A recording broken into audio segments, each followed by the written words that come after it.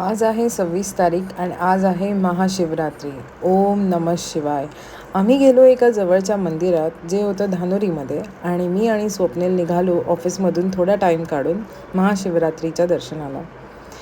Line फारशी नव्हती, पण तिकडे गेल्यावर आरती चालू होती म्हणून आम्ही अगदी आरतीत मग्न होऊन आरती एन्जॉय केली आणि लाईन पण पटापट पुढे सरकली.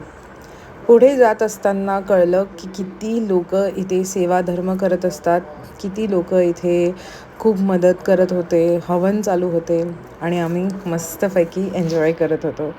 नियती घरी झोपलेली म्हणून थोडा वेळ मिळाला. जसं जवळ आलो तशी थोडीशी गर्दी दिसली आणि हो, इथे दूध देत होते बेसिकली तिकडे वाहण्यासाठी.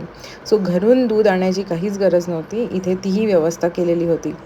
मग आम्ही थोडं पुढे सरकलो आणि नंदीलाही दूध वाहिलं.